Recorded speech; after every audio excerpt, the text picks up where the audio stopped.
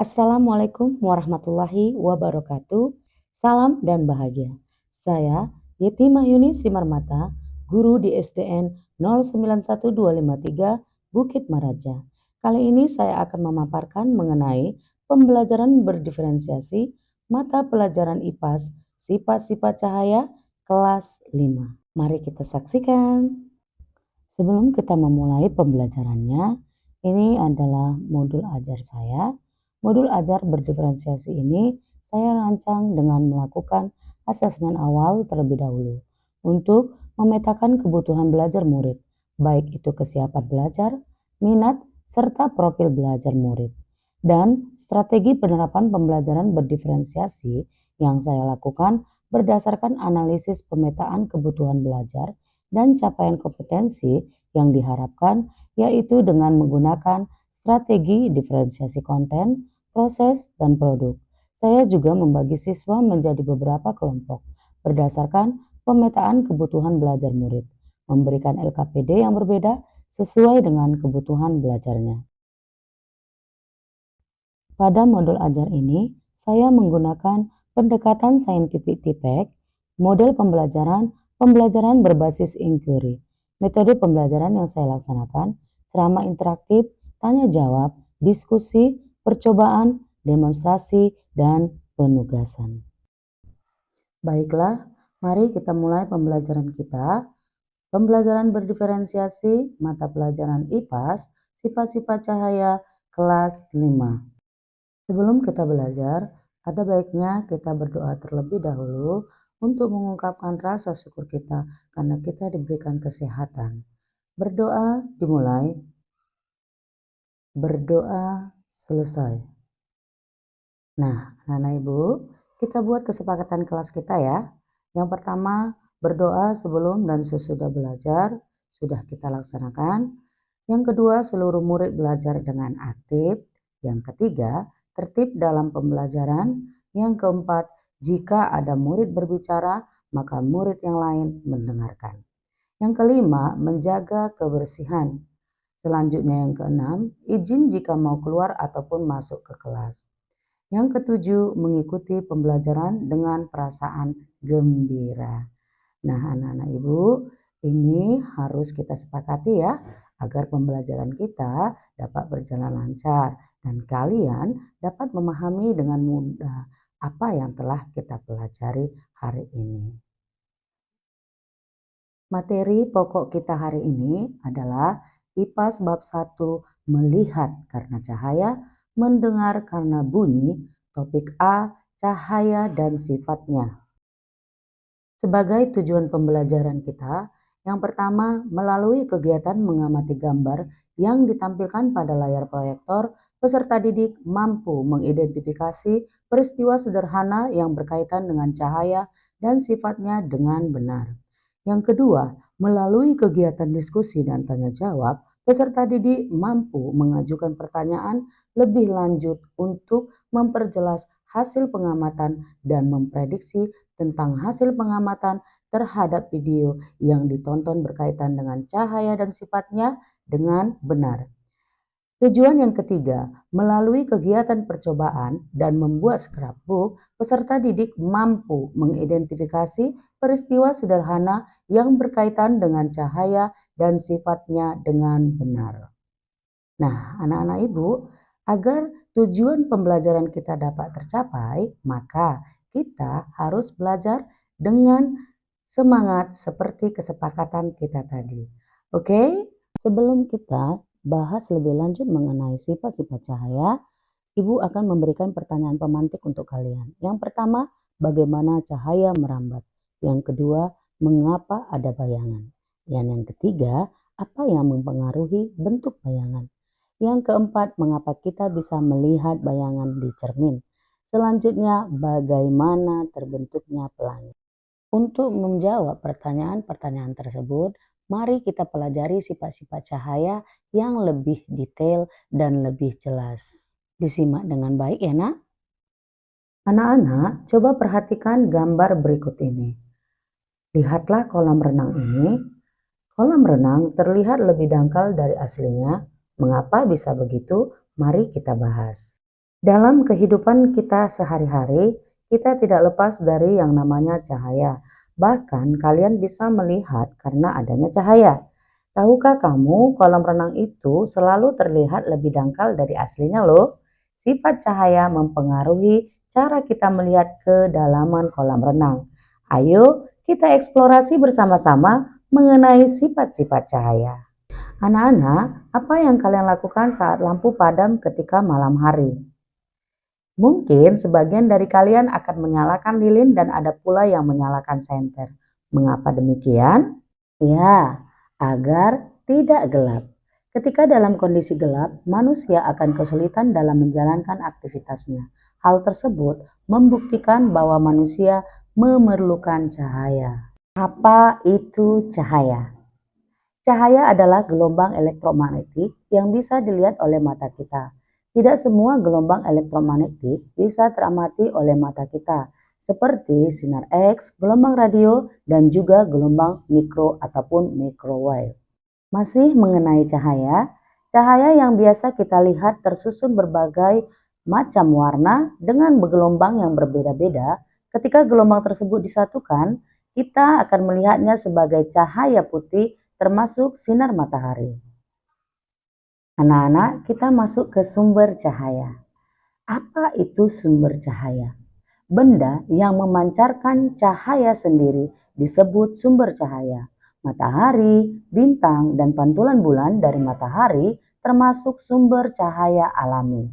Hewan atau tumbuhan ada juga yang memancarkan cahaya, seperti kunang-kunang, beberapa jenis ikan, cumi-cumi, cacing, dan jamur menyala. Makhluk hidup tersebut memiliki senyawa kimia khusus dalam tubuhnya yang bisa bereaksi dan menghasilkan cahaya.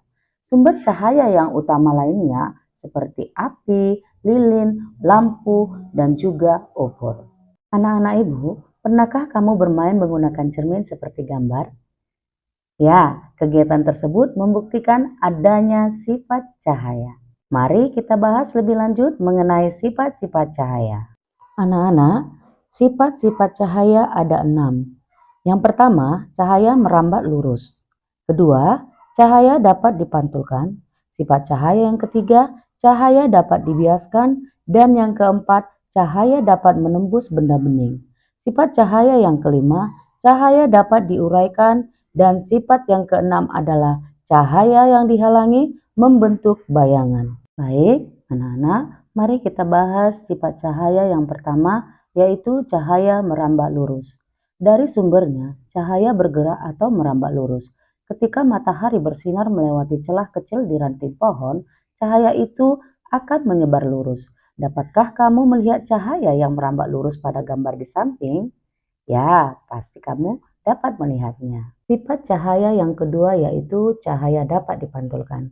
Kita bisa melihat karena cahaya memantul dari benda ke mata kita. Ketika kita bercermin, cahaya dari lampu ataupun matahari merambat ke cermin. Lalu, cahaya tersebut dipantulkan ke mata kita, yang akhirnya kita bisa melihat diri kita serta apa yang ada di belakang kita, seperti pada gambar di samping. Anak-anak ibu, coba perhatikan gambar di samping. Sedotan terlihat bengkok. Mengapa bisa demikian? Ya, cahaya dapat dibiaskan ataupun dibelokkan. Misalnya dari udara menembus ke air, cahaya bisa dibiaskan ataupun dibelokkan. Hal inilah yang membuat kolam renang terlihat lebih dangkal dan sedotan pada gelas bening yang ada pada gambar di samping terlihat seperti bengkok ataupun berbelok. Sifat cahaya yang selanjutnya yaitu cahaya dapat menembus benda bening. Kita bisa melihat jelas melalui kaca jendela bening.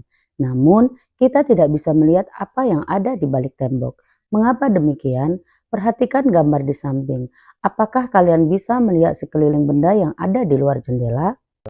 Ya, kita dapat melihat sekeliling benda yang ada di luar jendela karena cahaya dapat menembus benda bening. Cahaya bisa menembus benda bening atau transparan seperti contohnya kaca. Sebaliknya, cahaya tidak dapat menembus benda gelap seperti contohnya tembok. Ada pula benda yang sedikit ditembus cahaya atau buram. Pada benda ini, kita hanya bisa melihat benda dengan samar-samar. Anak-anak ibu sekalian, sifat cahaya selanjutnya yaitu cahaya bisa diuraikan. Tahukah kalian bahwa cahaya putih merupakan gabungan dari berbagai warna? Cahaya matahari merupakan cahaya putih. Cahaya ini diuraikan menjadi warna menggunakan prisma transparan. Cahaya yang menembus prisma akan dibiaskan dan terurai menjadi warna-warna pelangi. Nah, anak-anak, bagaimana proses terjadinya pelangi? Pelangi terjadi ketika hujan diiringi dengan sinar matahari. Air hujan bersifat seperti prisma yang akan membiaskan dan menguraikan cahaya matahari menjadi warna pelangi. Kalian juga bisa membuat pelangi sendiri dengan bantuan kaca dan air. Sifat cahaya yang terakhir adalah cahaya yang dihalangi akan membentuk bayangan. Anak-anak, cahaya merambat lurus dan tidak dapat berbelok. Ketika cahaya mengenai suatu benda, maka cahaya yang terhalang akan membentuk bayangan. Perhatikan kedua gambar di samping. Mengapa bola tenis bisa memiliki bentuk bayangan yang berbeda? Ya, bentuk bayangan dipengaruhi oleh banyak hal, seperti posisi benda terhadap sumber cahaya, jauh dekatnya sumber cahaya, dan intensitas sumber cahaya. Nah, anak-anak ibu, sekarang coba kita perhatikan dan simak video percobaan sifat-sifat cahaya berikut ini.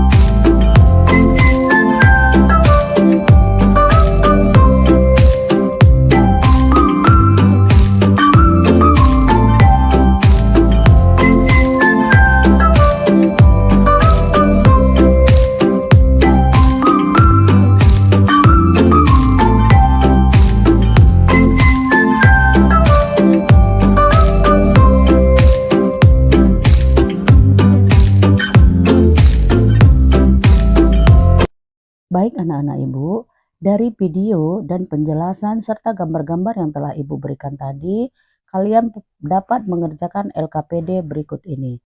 Anak-anak ibu, mengerjakan LKPD-nya sesuai dengan kelompok yang telah kita bentuk. Kemudian, baca petunjuk cara mengerjakannya. Selamat bekerja anak-anak ibu. Nah anak-anak, pembelajaran kita telah selesai, mari kita berefleksi. Yang pertama, apa saja yang sudah dipelajari pada hari ini? Ya, kita mempelajari mengenai sifat-sifat cahaya. Yang kedua, apa kegiatan yang paling kalian sukai? Semua kegiatan pasti kalian sukai.